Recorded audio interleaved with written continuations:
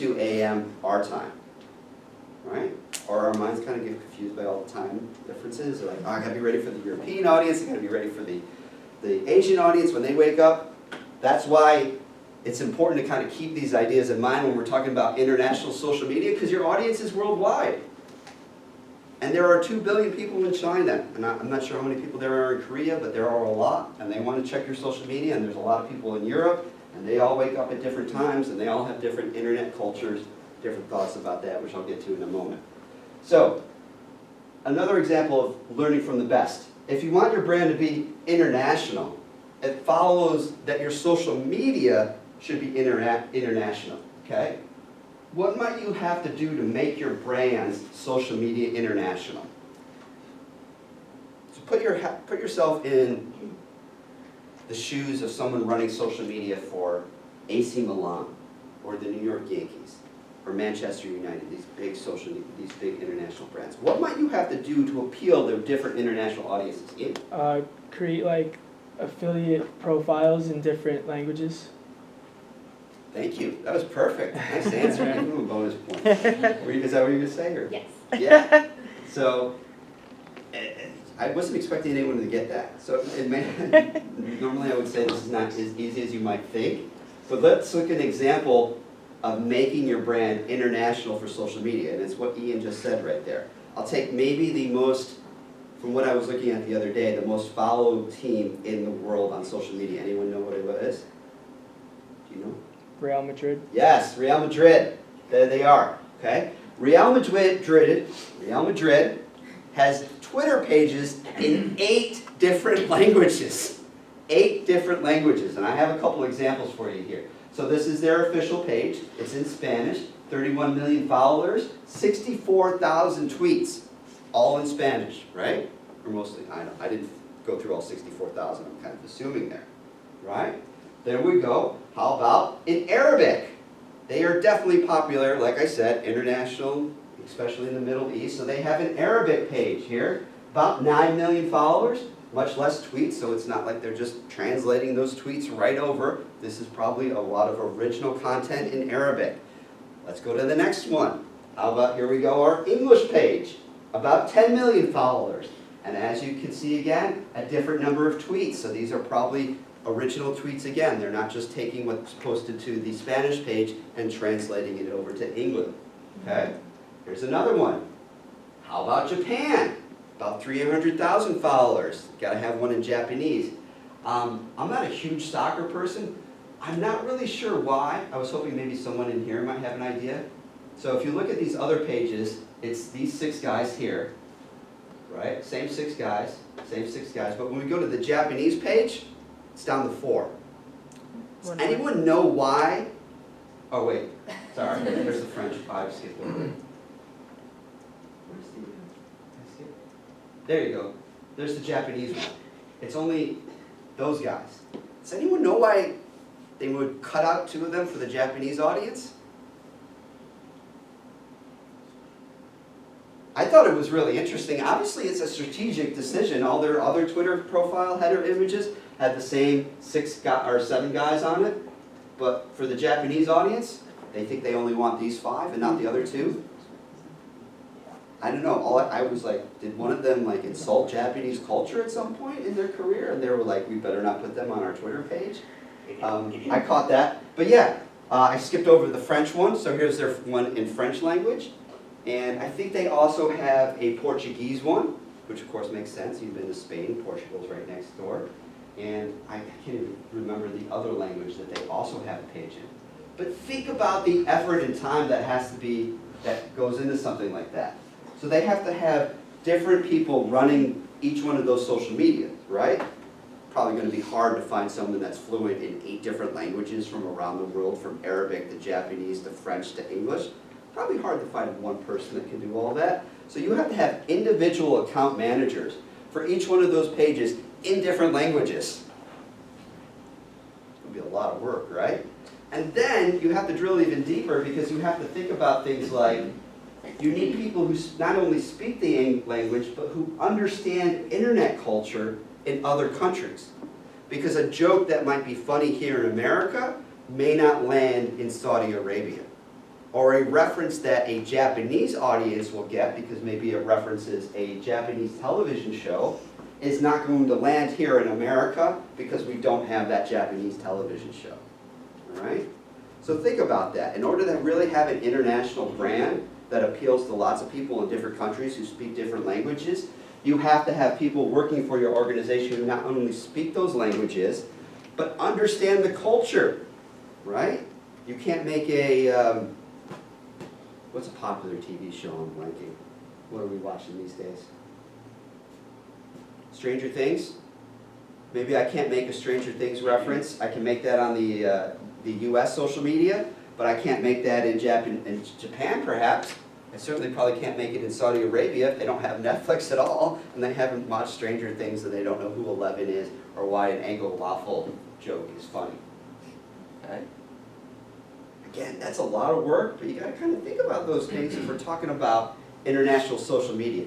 The NBA is another key example for this. Of course, if we know anything about the NBA over really the last 10 to 15 years, they want to be an international brand.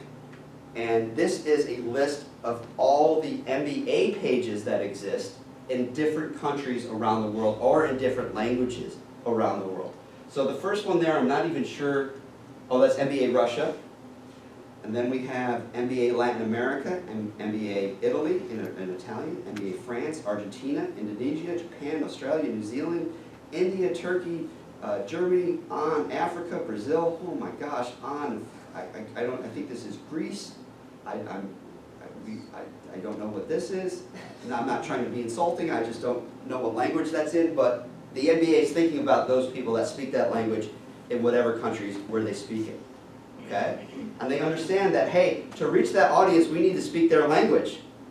And we better not be putting out all our content in English. Okay? Now, I know you have some students studying this class from Finland, so I did track down the NBA Finland page. Unfortunately, it's not been updated since 2013. So my suggestion is that in solidarity with our Finnish students, you all need to start sending tweets to the NBA being like, what the heck? 5 years, no content on NBA Finland? What's going on? All right? You know, they got 32 people following them, but hey, maybe if you updated your stuff more than just once every 5 years, the NBA Finland page would be a little bit more active and have more followers, okay? So this will bring me to my final point here for our Finnish friends. How many of us are Chicago Bulls fans? All right? Who's your star power forward? Yeah. Lauri Markkanen, right? Where's he from? He's from Finland. He's even got the nickname there in his Twitter header, the Finisher. All right, good, you got it. I didn't have to explain it. I was worried that I was going to have to explain the Finnish. Well, you got it though, so I don't have to. Right? And this will bring me to the last point about international social media and social media in today's world, which is brand voice and being able to articulate who you are as an athlete or as a social media brand. Okay? And he does a really cool job of that. Right here in his header, you kind of know a little bit about him, what his personality is, what his brand is, how he wants you to see him as an athlete. So that's going to be the last thing I'll talk about today, which is brand voice. Okay? And the Finisher kind of provides a good transition to our last and perhaps most important element of social media, which is brand voice. So brand voice, for those who haven't heard of that concept before, is the words, content, video, and pictures that a brand uses to communicate its self-image. So this is how perhaps they want you to think of them. So if we think of the Yankees, all right, and we do a word association, maybe you think winning, or maybe you think historic, maybe you think pinstripes. Those are all kinds of elements of brand voice, the associations we have with that brand that they want you to have, okay? Now if you were a Red Sox fan and you said some negative things, that would not be brand voice, okay? But brand voice is what they want you to think about them, all right? And I have a bunch of examples here that will hopefully kind of drive home that point, okay? So this is what the best brands really kind of understand about social media, because it allows them to just constantly put out stuff that improves their self-image, or at least improves, in their eyes, how you might think about them, all right? because social media is kind of that direct communication with fans and consumers, they can present themselves in the manner they want to be perceived, okay?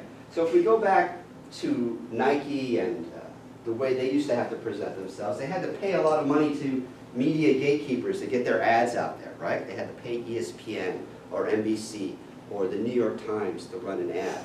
Today's world, they don't really have those gatekeepers because they can do all that on their own social media. They don't have to pay anyone else to amplify their image, okay? Same thing is true of athletes, whereas before perhaps we didn't know a lot about the individual personalities of athletes like a Ronaldo, or what I'm even more fascinated by is when we have athletes that you wouldn't think that you would know much about, but because of social media we know a lot about them. Jalen Ramsey comes to mind from the Jacksonville Jaguars.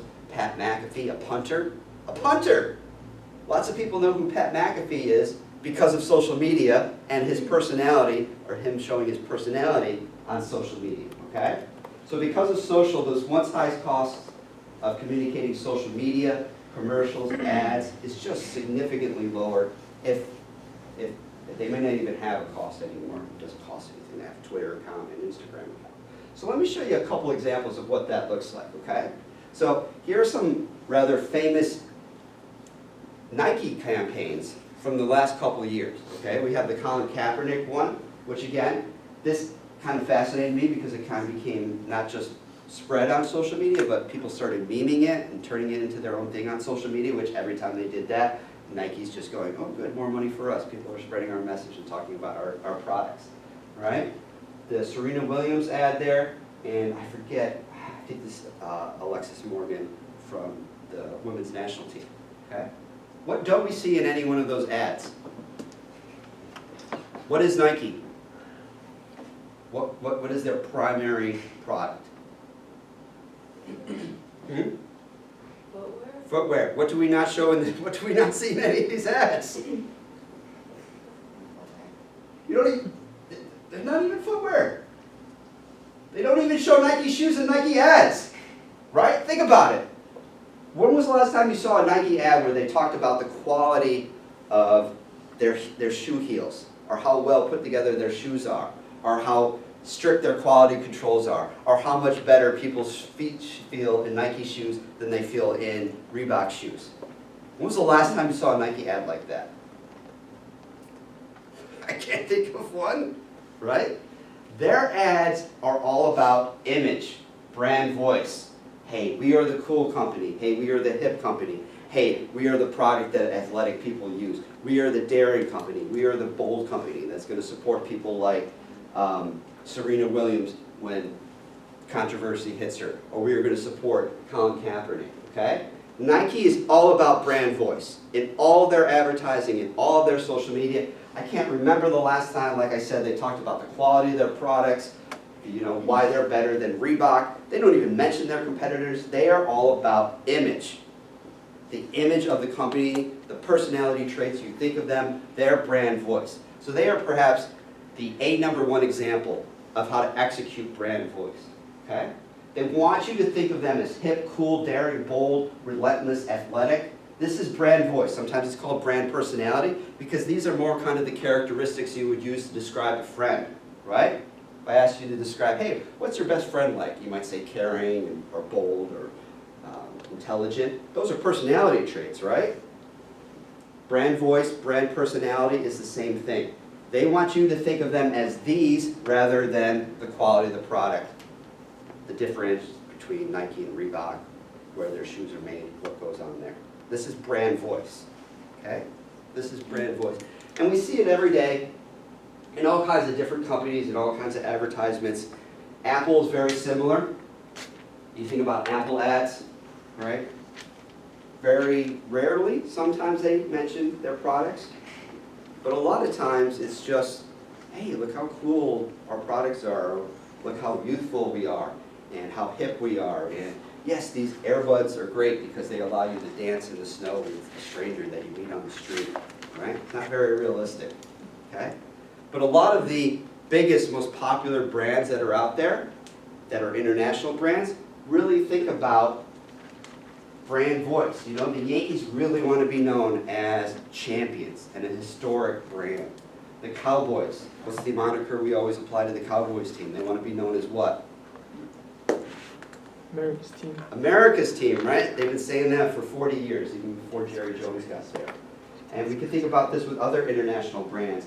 They're really thinking about, they want you to think about the self-image that they want you to associate with them, rather than their products or maybe their services, okay? And as I said, thanks to social media, in my opinion, this is what attracts people more to teams today than ever before, is the brand. I want to root for Real Madrid, or I want to be involved in Man U because it seems like they're cool and they have interesting players, or you know, I want to follow a Ronaldo on social media because he seems interesting and sophisticated. Or I want to follow an Alex Morgan on social media because she seems real and authentic. Okay? So a couple more points to wrap up here. I know it was 11:20, we're done? Whenever you're done, it's fine. Uh-oh, that's a dangerous proposition. I'll just go and go and go. No. I only got a couple more slides right here. So how do we communicate brand voice on social media? It's done through a number of things that I already mentioned, kind of the tone of our language and how we self-present ourselves. We saw that in the Nike ads. Again, you can think of Apple ads. Apple does the same thing in their advertising. They very rarely talk about their products. They used to, but one of their most famous ads of all time is the Think Different ad. Have we ever seen the Think Different ad? It's one of my favorite ads of all time. You can tell I used to work a little bit in advertising. Think Different ad from the late 90s.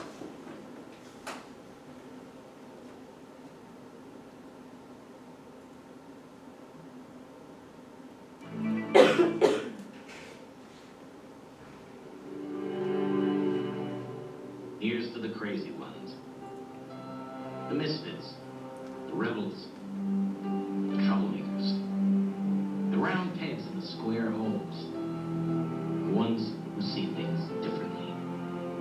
They're not fond of rules, and they have no respect for the status quo. You can quote them, disagree with them, glorify or vilify them, but the only thing you can't do is ignore them. Because they change things. They push the human race forward. And while some may see them as the crazy ones, we see genius. Because the people who are crazy enough to think they can change the world are the ones who do.